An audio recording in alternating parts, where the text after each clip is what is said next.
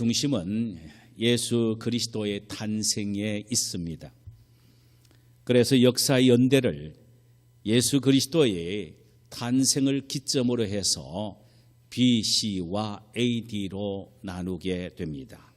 Before Christ의 약자로 기원전 BC라고 말을 하고, 예수님의 탄생 이후인 안노 도미니의 약자로 AD라는 AD라고 부르기도 하지요.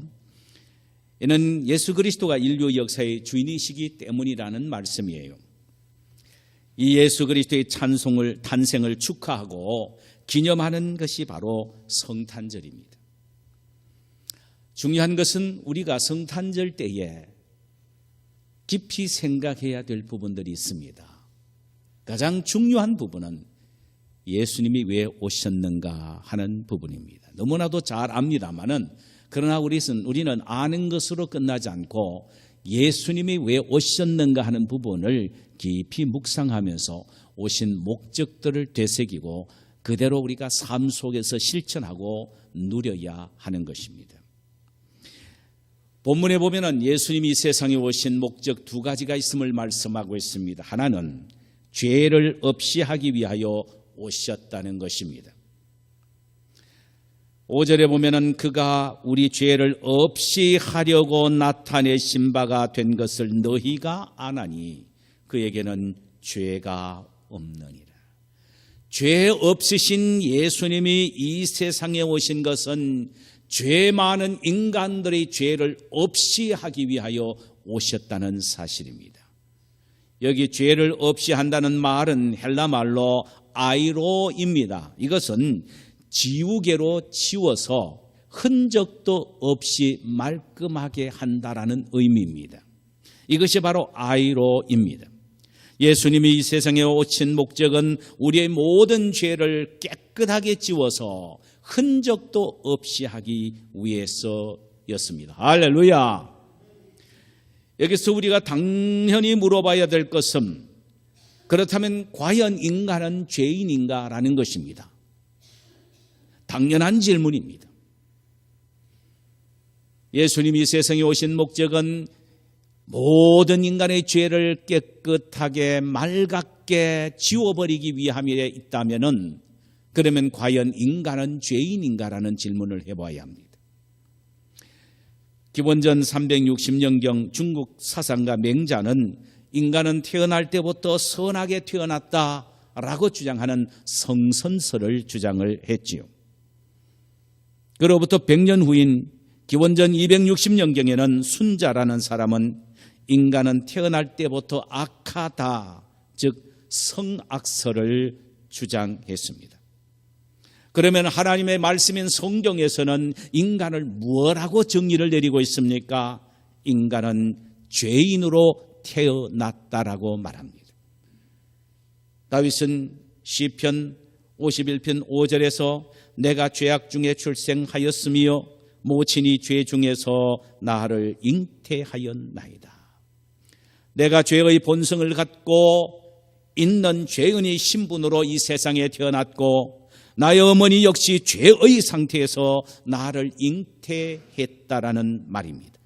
다시 말하면 아담의 원죄와 조상으로부터 물려받은 죄를 안고 인간은 이 세상에 출생했다라는 말입니다. 사도 바울 역시 로마서 3장 10절 이하에서 다음과 같이 말씀을 하셨지요. 기록된 바 의인은 없나니 하나도 없으며 깨닫는 자도 없고 하나님을 찾는 자도 없고 다 치우쳐 함께 무익하게 되고 선을 행하는 자는 없나니 하나도 없다. 이 세상에는 의인은 하나도 없으며 하나님에 대한 진리를 깨닫는 사람도 없고 하나님을 찾는 자도 없고 선을 행할 줄 아는 선인도 한 사람도 없다라는 말입니다. 신학자들은 이에 대하여 신학적인 수로를 표현하기를 전적 타락 혹은 전적인 부패라고 말합니다. 인간은 어디로 보더라도 스스로 자신을 구제할 수 없는 구제 불가능한 죄인의 존재라는 말입니다. 죄 짓는 것밖에는 할 수 있는 것이라고는 아무것도 없다라는 말입니다. 인간은 죄 지은 것 외에는 할 수 있는 것이라고는 하나도 없다라고 성경은 말합니다.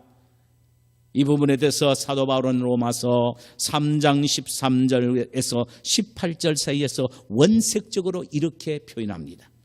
그들의 목구멍은 열린 무덤이요 그 혀로는 속임을 일삼으며 그 입술에는 독사의 독이 있고 그 입에는 저주와 악독이 가득하고 그 발은 피 흘리는 데 빠른지라 파멸과 고생이 그 길에 있어 평강의 길을 알지 못하였고 그들의 눈앞에는 하나님을 두려워함이 없느니라고 했습니다. 여러분, 입은 열린 무덤과 같다. 무덤 속에는 뭐가 있습니까? 시체가 있는 것입니다. 말만 했다면 마치 열린 무덤처럼 시체와 같은 말만 한다는 것입니다. 부정적인 말, 추악한 말, 악독스러운 말, 그리고 입술에는 독사의 독이 가득하다 그랬습니다. 사람을 축복할 줄 모르고 저주하고 험단하고 미워하는 이런 말들이 타락된 인간의 입에서 나오는 말들이라는 것입니다. 뿐만 아니라 그 발은 피 흘리는데 빠르다 그랬습니다. 이 말은 타락된 인간의 손과 발은 그 놀리는 현장은 죄를 짓는 데에 있다는 것입니다. 죄 짓는 곳에서 힘있게 힘을 받아서 손발이 움직인다는 것입니다. 그러니 파멸과 고생이 그 길에 있어 평강의 길을 알지 못한다. 그 인생의 운명은 파멸이라는 것입니다. 예레미야서 17장 9절에서 죄로 말미암아 파괴된 인간의 인격에 대해서 이렇게 표현합니다. 만물보다 거짓되고 심히 부패한 것은 마음이라 누가 능히 이를 알리요. 만물보다 거짓되고 부패된 것이 인간의 마음이라. 여러분도 어떻게 생각합니까? 이걸 제가 좀 쉽게 표현한다면요, 인간의 마음은 돼지보다 더 추하다 이 말입니다. 돼지보다 더 추하다. 이 세상에요, 어떤 것보다 더 추하다는 말입니다. 인분보다 더 추한 것이 인간의 마음이라는 것입니다. 이건 우리가 변명할 필요도 없고 우리 스스로가 생각을 해봐도 내 마음이 이런 존재구나 하는 것을 우리 스스로가 알고 있지 않습니까?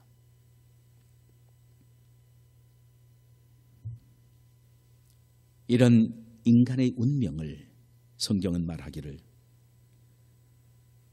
불안과 공포와 초조 가운데 살다가 질병의 노예가 되어 이리저리 허우적거리며 다니다가 최후에는 죽음과 심판, 즉 지옥 형벌을 면하지 못하는 처참한 존재가 되어버렸다는 것입니다. 이것이 인간의 운명이라는 것입니다. 사랑하는 여러분, 원래 인간은 하나님의 형상대로 아름답게 지음을 받았지요. 하나님이 보시기에도 참으로 아름답고 존귀한 존재로 인정을 하셨습니다. 최초의 인간에 의하여 만들어진 아담이 그러했다는 말씀이에요. 하나님은 아담에게 에덴이라는 거주지를 제한시켜 주셨습니다. 그리고 그곳에서 하나님은 아담에게 질병과 고통과 죽음을 맛보지 않고 영원히 살 수 있는 선택의 기회를 주셨습니다. 동산에는 모든 실과는 먹되 동산 중앙에 있는 선악과는 먹지 말라고 경계를 하셨습니다. 만약 하나님의 말씀을 어기는 경우에는 그 아름다운 낙원에서 추방되고 고통과 질병과 죽음의 형벌을 얻게 될 것이라고 선언하기도 하셨습니다.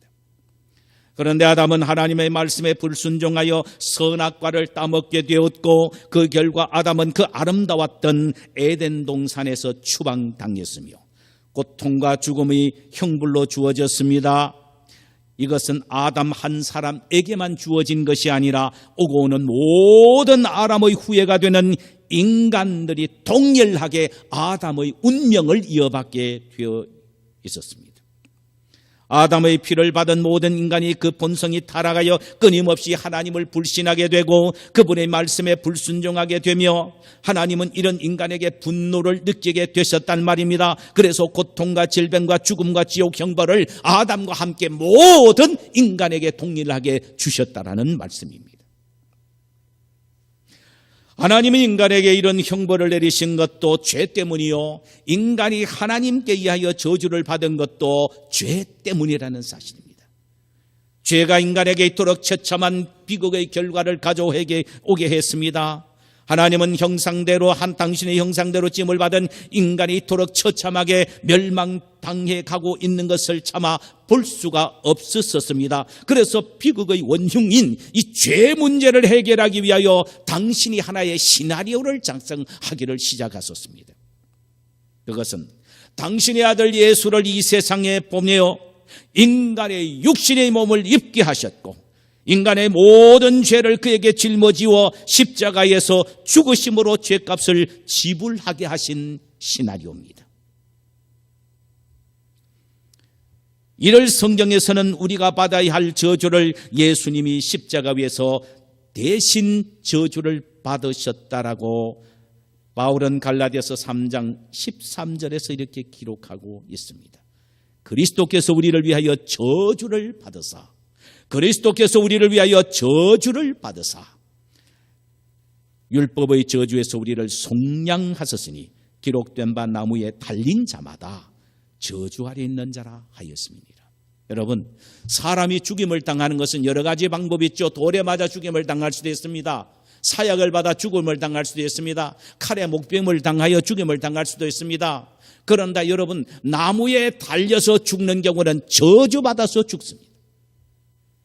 하나님이 인간을 저주로 죽이시는 방법이 바로 나무에 달아 죽이시는 방법이라고 했습니다. 죄 없는 그분이 인간이 죄로 말미암아 저주받아야 할 저주를 예수님이 나무에 달려 죽으심으로 인간의 모든 저주를 혼자 받았었습니다. 그러므로 이제는 누구든지 예수가 내 자신을 위하여, 내 자신의 죄를 위하여 나무에 달려 내 대신 저주를 받았다라는 사실을 믿고 그 예수 그리스도를 자신의 구세주로 마음속에 영접하게 되는 사람은 그 모든 죄에서 깨끗하게 용서함을 받습니다. 모든 죄를 말끔하게 지워 흔적도 없이 하게 해주신다는 말씀입니다. 할렐루야. 죄 용서함을 받은 결과로 이제는 신분이 달라졌지요. 하나님과 원수 관계에 있었던 인간은 하나님과 부자 관계로 회복이 되었습니다. 그리고 영광스럽고 복된 인생을 살 수 있게 된 것입니다. 그리고는 영원한 천국을 유업으로 상속받게 되는 것입니다. 이런 엄청난 축복을 주시기 위하여 하나님의 아들 되신 예수님이 육신의 몸을 입고 이 세상에 태어나신 것입니다. 이것이 바로 성탄일입니다. 할렐루야. 또 하나는 마귀의 일을 멸하시기 위하여 예수님이 이 세상에 오셨다는 것입니다. 그러니 예수님이 이 세상에 오신 또 하나의 목적은 마귀의 일을 멸하기 위해서라고 합니다. 요한일서 3장 8절, 오늘 본문 8절에 보면은 죄를 짓는 자는 마귀에게 속하나니 마귀는 처음부터 범죄함이라 하나님의 아들이 나타나신 것은 따라하십시오. 마귀의 일을 멸하러 하심이라. 아멘, 할렐루야. 예수님이 왜 이 세상에 오셨습니까? 마귀의 일을 멸하도록 하기 위해서입니다. 마귀는 영물이죠. 원래 무관, 천사 가운데 무관인 천사장 루시퍼의 병사들이 바로 마귀입니다. 천사장 루시퍼가 하나님 옆에서 하나님을 섬기고 있었으나 그만 교만하여 하나님을 대적하다가 추방당해 사단으로 떨어지고 만 것입니다. 그때 그 졸개들이 함께 따라 나왔는데 그것이 바로 마귀입니다. 타락한 인간이 에덴에서 쫓겨났을 때 하나님은 사단의 지배 속에 있도록 허용하셨습니다. 그래서 사탄은 타락한 인간의 마음과 영혼을 사로잡아 자신의 꼬봉으로 만듭니다. 그리고는 하나님을 불신하고 대적하게 뒤에서 충동시킵니다. 뿐만 아닙니다. 끊임없이 불의와 악을 행하도록 뒤에서 조정하기도 합니다. 사도 바울은 에베소서 2장 2절에서 악의 세력에 조정받고 있는 인간의 비참한 모습을 이렇게 표현합니다. 그때에, 예수를 믿기 전이었던 그때에 너희가 그 가운데서 행하며 이 세상 풍속을 쫓고 공중의 권세 잡은 자를 따랐으니 곧 지금 불순종의 아들들 가운데 역사하는 영이라.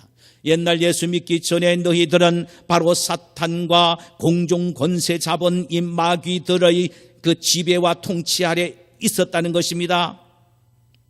바로 그 마귀와 사탄은 지금 불순종의 아들들, 믿지 않는 사람들 속에 움틀거리고 있는 동일한 존재라는 것입니다. 여러분, 믿지 않는 사람들은 지금 그 사람들의 생각과 마음과 모든 것들은 사탄의 조종을 받고 살아가는 것입니다. 우리가 그걸 알아야 합니다. 그러므로 우리가 불신자를 상대할 때는 두 가지로 상대해야 됩니다. 하나는 긍휼과 사랑의 마음으로, 하나는 긍휼의 마음으로, 하나는 사랑의 마음으로 해야 됩니다. 이 말은 긍휼의 마음으로 복음을 전해야 되고 사랑의 마음으로 불쌍히 여겨야 합니다. 불신자를 대할 때는 그렇게 해야 됩니다. 전혀 우리의 삶을 나누고 우리와 함께 깊은 교제를 나누는 존재, 관계들은 아닙니다. 불신자들은 철저히 그 속에 사탄의 지배를 받고 있기 때문에 그 사탄을 이길 수 있는 방법은 우리가 긍휼의 복음을 갖고 증거하고 사랑으로 불쌍히 여기는 것입니다. 이것 외에는 방법이 없습니다. 이것만 하면은 이길 수 있습니다. 왜냐하면은 예수님은 바로 사탄의 일을 멸하기 위하여 오셨기 때문입니다.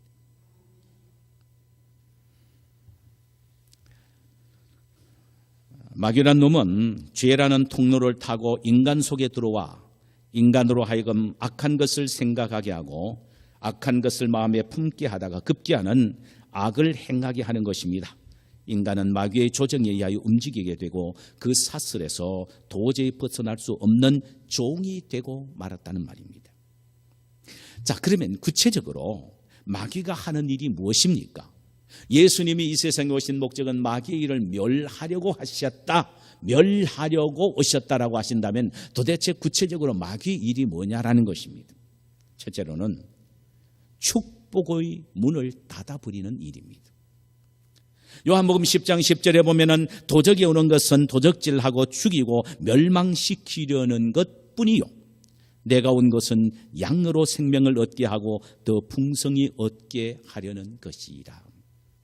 우리 주님이 하시는 일은 인간에게 생명을 주시되 풍성한 생명을 누리게 하는 데 목적이 있습니다. 그러나 마귀는 축복은커녕 도적질하고 죽이고 멸망시키는 일을 하는 것입니다. 우리 주님이 오시기 전에 축복의 문을 굳게 사탄에 의하여 닫혀져 버렸다는 사실을 알아야 합니다. 이 축복의 문을 활짝 열기 위하여 우리 주님 예수님이 오신 것입니다. 할렐루야. 둘째는 마귀는 의심을 심어줍니다. 계시록 12장 9절에 보면은 큰 용이 내게 쫓기니, 큰 용이 내어 쫓기니 옛뱀 곧 마귀라고도 하고 사단이라고도 하는 온 천하를 꿰는 자라 땅으로 내어 쫓기니 그의 사자들과 저와 함께 내어 쫓기니라. 여기에 사탄은 온 천하를 꿰는다라는 말을 했죠. 꿰는다. 이 꿰는다라는 말은 원 의미는 의심하여 믿지 못하게 한다라는 의미입니다. 마귀란 놈은 의심의 사자입니다. 그래서 끊임없이 의심을 하게 하여 하나님을 믿지 못하게 하고 하나님에게 불순종하게 만드는 것입니다. 의심을 자꾸 마음속에 불러일으키게 하는 것이 마귀입니다. 여러분, 우리가 신앙생활하면서 의심을 하잖아요. 인간관계뿐만 아니라 하나님의 말씀까지도 우리가 확실히 믿지 못하고 의심할 때가 있다 이 말입니다. 그러나 이것은 반드시 기억해야 될 것은 마귀의 하는 일이라는 사실을 알아야 합니다. 의심은 명하여 내어 쫓아야 합니다. 셋째는 죄를 짓도록 유혹하고 세상에 사로잡히게 합니다. 요한일서 2장 15절과 16절에 보면은 이 세상이나 세상에 있는 것들을 사랑하지 말라. 누구든지 세상을 사랑하면 아버지의 사랑이 그 안에 있지 아니하니. 이는 세상에 있는 모든 것이 육신의 정욕과 안목의 정욕과 이생의 자랑이니 다 아버지께로부터 온 것이 아니요 세상으로부터 온 것이니라. 사탄은 인간으로 하여금 소유로 만족해 하며 자랑하게 만들고 나아가 물질을 하나님보다 더 사랑하게 만드는 것입니다. 물질 욕으로 하여금 인간을 사로잡게 만들어버린다 이 말입니다. 또 보는 것으로 만족하도록 충동시키며 더 많이 보는 것으로 목말라 하게 만드는 것입니다. 또한 이 세상의 명예와 쾌락에 자신을 던지도록 만드는 것입니다. 이런 것들은 하나님에게 속한 것이 아니고 마귀에게 속한 것이라. 이 세상이나 세상에 있는 것들은 다 마귀에게 속한 것이라 이 말입니다.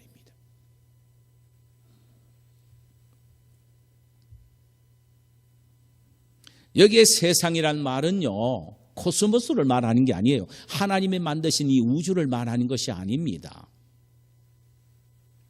여기서 말하는 세상 인간 자체를 말하는 것도 아니에요. 단지 미혹하고 유혹하고 타락해 만들고 인간으로 하여금 죄악을 짓게 만드는 모든 제도와 시스템, 제도와 타락 문화와 향락 문화와 우리의 마음을 뺏는 세상적인 쾌락과 지나친 오락들이 다 뭐냐? 사탄이란 말이죠. 사탄은 이런 것에게 우리의 마음을 자기 빼앗게 만들고 그런 것들로 우리의 마음을 사로잡게 만드는 것입니다. 스포츠도 좋습니다, 여러분. 얼마나 좋습니까? 그러나 지나친 그것은 사탄의 역사라는 사실을 알아야 합니다. 주일날 예배 와서 예배를 드리는데도 전부 성도들의 머리가 전부 골프 공처럼 보인다. 이거는 문제가 있죠. 이건 아닙니다. 제가 당구를 300을 칩니다. 제 나이 때 300은 황수 한 2마리 정도 완전히 투자해야 300 정도 칩니다. 강의실에 딱 들어가면요 제일 뒤에 일부러 앉습니다. 딱 보면은 앞에 있는 친구들 머리가 전부 다 다마예요. 쓰리 쿠션을 이리 치면 이리 들어간다. 나인볼은 여기 때리면 일로 들어가겠구나. 눈만 감으면은 당구. 수업 시간에 앞 친구들 머리만 보면 전부 당구예요. 근데 놀라운 건요. 그렇게 연구해서 직접으로 들어가 치면은 진짜 그래 맞아요. 너무 지나친 것은 사탄입니다. 마귀의 역사입니다. 그 자체가 벌써 뭡니까? 하나님보다 더 생각하는 겁니다. 하나님보다 더 좋아하는 겁니다. 하나님을 늘 생각하고 사랑해야 될 마음이 당구 아래에 있는 것입니다. 골프 공에 있는 것입니다. 이건 문제가 있죠. 어떤 사람은요 자기 변명하느라고 목사님 처음 배우면 원래 그렇습니다. 그 정도까지 그래 되면 놔버려야 됩니다. 넷째로는요 사탄은 우리를 낙심하게 만드는 것입니다. 마귀가 가장 쉽게 사람을 넘어뜨리는 방법이 바로 낙심인 것입니다. 낙심은 비전과 꿈과 사명을 빼앗아 버립니다. 인간이 아무리 참담한 현실 속에 있다고 해도 꿈과 비전만 갖고 있으면 다시 일어날 수가 있습니다. 할렐루야. 반대로 이것들을 잃어버리면 다 잃어버리는 것이 됩니다. 그러므로 어떤 경우에도 낙심하지 말아야 합니다. 그런데 사탄은 인간으로 하여금 낙심하게 만드는 것입니다. 그래서 사도 바울은 갈라디아서 6장 9절에서 갈라디아 성도들에게 결코 낙심하지 말라고 다음과 같이 권고하고 있습니다. 우리가 선을 행하되 낙심하지 말지니 피곤하지 아니하면 때가 이름에 거두리라. 무슨 일을 하든 간에 결코 씨 열매가 손에 거두어들이지 않는다고 하더라도 낙심하지 말라는 것입니다. 때가 되면 반드시 이루기 때문에 희망과 비전을 갖고 일을 하라는 것입니다. 할렐루야. 다섯 번째, 사탄은 교회의 분열을 조장시키는 일을 합니다. 교회를 성경에서는 그리스도의 몸이라고 말합니다. 그렇다면 교회를 분열시키는 것은 그리스도의 몸을 칼로 몇 조각을 내는 것과 같습니다. 얼마나 비참한 이야기입니까?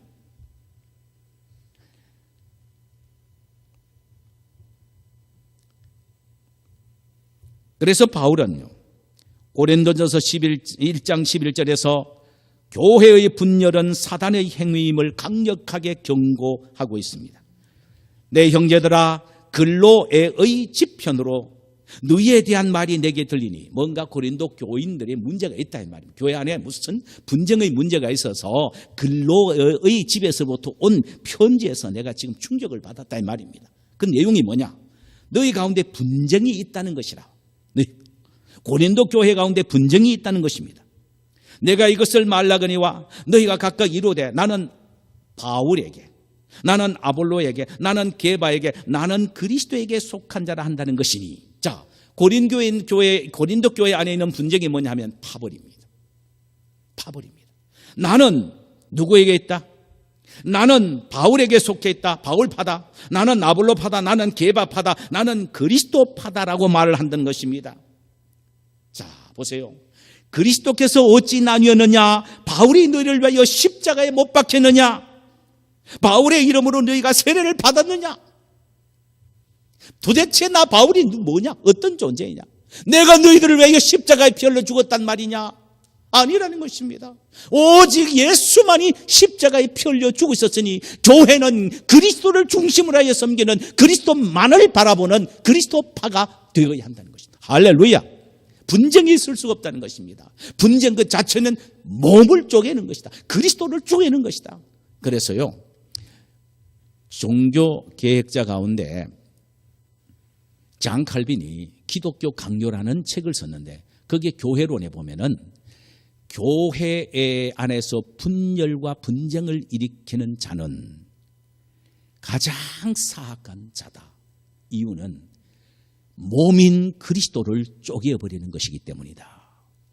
그리스도는 바로 교회를 위하여 십자가에 몸이 찍혀 피 흘려 죽으셨는데, 교회가 다시 그리스도의 몸을 두 동강 세 동강 낸다는 것은, 이것은 용서받을 수 없는 사악한 죄다, 이렇게 말했습니다.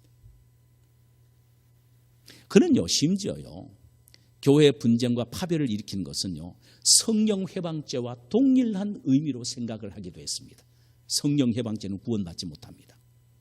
그만큼 그리스도의 몸을 쪼갠 일이기 때문에 다시 그리스도의 몸을, 십자가에 달리신 그리스도의 몸을 다시 쪼개는 일이기에 큰 죄악이라고 말을 합니다. 그런데 이게 누가 이렇게 교회를 만드느냐? 사탄이 이렇게 만든다는 것입니다. 사탄의 궁극적인 목적은 교회를 파괴하는 것입니다. 여섯 번째는 복음의 광채를 가르는 일을 하는 것입니다. 고린도후서 4장 4절에 보면은 그 중에 이 세상의 신이 믿지 않은 자들의 마음을 혼미하게 하여 그리스도의 영광의 복음의 광채가 비치지 못하게 함이니 그리스도는 하나님의 형상이니라. 세상 믿지 않는 사람들의 마음을 완전히 닫아버림으로 말미암아,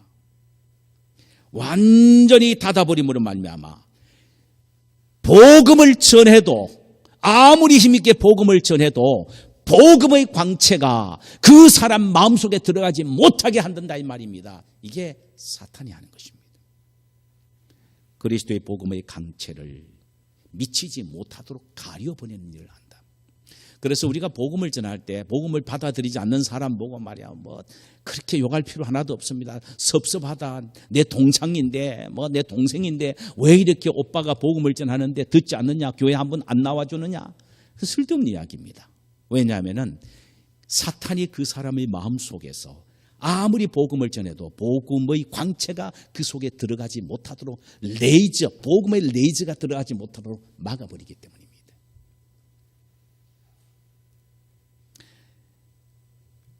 마지막 일곱 번째는요, 광명한 천사로 가장하여 사람을 유혹하는 일을 합니다. 고린도후서 11장 14절에 보니 이것은 이상한 일이 아니니라 사탄도 자기를 광명의 천사로 가장하나니. 여러분, 사탄이요, 10뿔 달린 뿔을 가지고 우리에게 접근하면 금방 우리 압니다.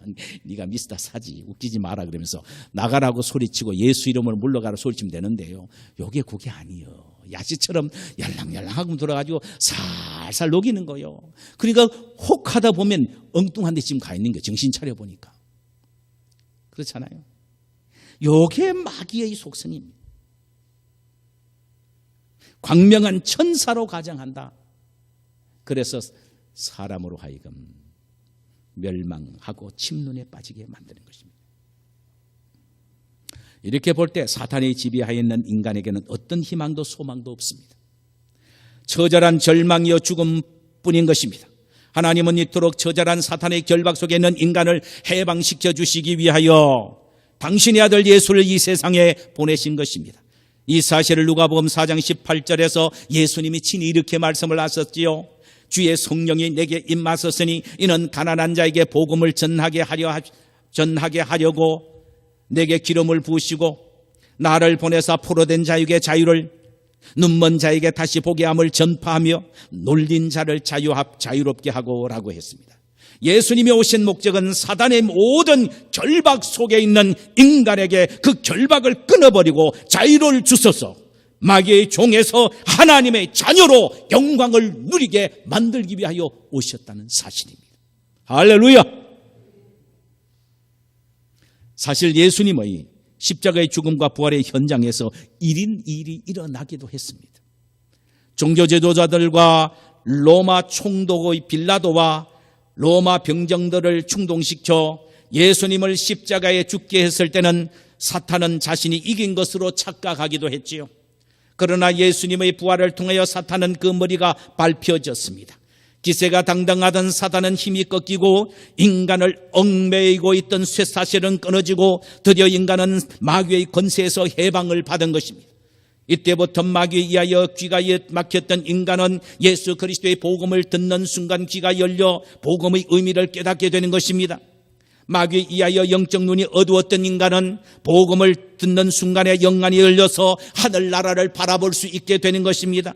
마귀에 의하여 사늘한 빙하가 되어 있던 시기와 질투와 미움으로 얼어붙은 인간의 마음은 복음을 듣는 순간 가슴이 뜨거워져 용서와 이해와 사랑의 마음으로 바뀌어지게 된 것입니다. 할렐루야.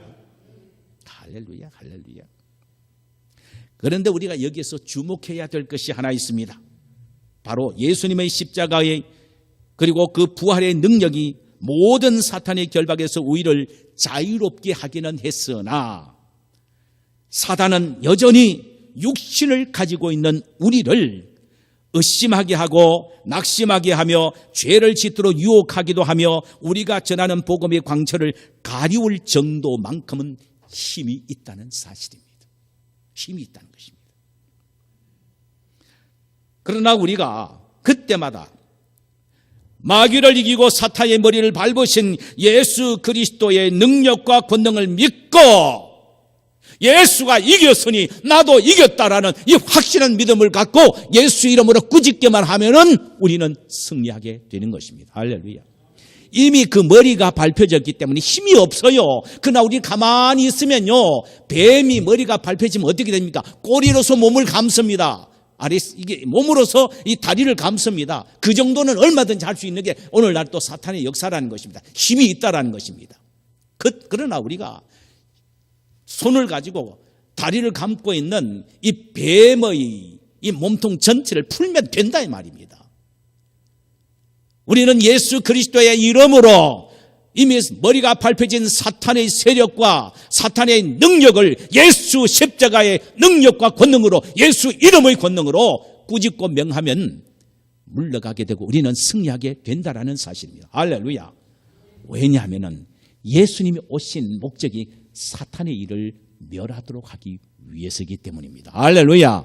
그렇다면 우리가 마지막으로 생각해 보야 될 것은 이 성탄 계절에 우리가 그리스도께서 이루어 놓으신 사탄의 일을 멸하신 일, 모든 죄에서 우리를 깨끗하게 씻기신 이 일들을 누리며 살아야 된다는 것입니다. 누리며. 이게 중요합니다. 머리로만 알고 그렇구니 맞아 예수님이 오셔서 우리 모든 죄를 다 제하시기 위하여 오셨기 맞아 그려. 네, 제가 이거 경상도가 전라도 말을 하니까 참 힘드네요. 그죠? 예. 그리고 맞아 예수님이 오신 목적이 또 모든 사탄의 세력의 그 힘을 제하여 버리기 위하여 오셨다고 하셨는데 그래요 맞아 그는 단계 그렇게 말하고 끝내서는 안 된단 말입니다. 그 사실이 내 삶 속에 누리는 현실이 되어야 합니다. 믿습니까 여러분? 그렇게 말하면서도 아직도 옛날 지은 죄에 사로잡혀서 자유하지 못하면 안 된다 이 말입니다. 과거에 내가 어떤 죄를 범했다 할지라도 그렇다 예수님이 이미 나의 죄를 맑게 씻기기 위하여 오셔서 씻기셨다. 할렐루야. 나는 이미 자유자다. 죄 없다라는 의인의 긍지와 자부심을 갖고 자유와 평안을 누려야 합니다. 할렐루야. 이 평안과 자유함을 이 시간 마음속 깊이 누리게 되시기를 주님의 이름으로 축원합니다. 그리고 사탄이 여러 가지 방법으로 인간을 미혹하고 노력하려고 하지만 예수님은 십자가를 통하여 그 머리를 밟으시고 부활을 통하여 영광을 얻으셨기에 우리는요 이제는 결코 의심이나 절망이나 고통이나 낙심이나 좌절에 사로잡혀 있을 수가 없습니다. 할렐루야. 이미 예수님은 사탄이 그 모든 세력에서 우리를 승리케 하셨고 사탄이 그 모든 악의 세력을 제거하셨기에 우리는 이 사실을 누려야 합니다. 아멘. 마음의 평강이 넘쳐야 될 뿐만 아니라 긍정적인 믿음을 가져야 됩니다. 확신을 가져야 됩니다. 의심 대신 믿음, 확신한 믿음을 가져야 됩니다. 절망 대신 소망을 가져야 됩니다. 믿습니까 여러분? 이걸 누려야 한단 말입니다. 이걸 누려야 합니다. 이걸 못 누리고 조금만 어려움만 있어도 문제가만 있어도 낙심하고 좌절하고 막 턱이 빠져가지고 막 어떻게 하면 좋지 이러면은 사탄이 뭐라 그러네. 니 별거 아니네. 너 별거 아니네. 이런단 말이죠. 이미 나는 이 사탄의 세력의 결박에서 난 자유함을 얻었고 예수님이 나를 이것에서부터 자유하도록 하기 위하여 오셔서 이 자유를 주셨는데 내가 왜 이렇게 사탄이 좋아하도록 낙심하고 의심하고 좌절하느냐. 사탄아 예수 이름으로 명하노니 물러가라 외치면서 여러분 모두가 승리와 믿음과 확신과 소망과 기쁨을 누리며 살아가는 이 성탄절기가 되시기를 주님의 이름으로 축원합니다.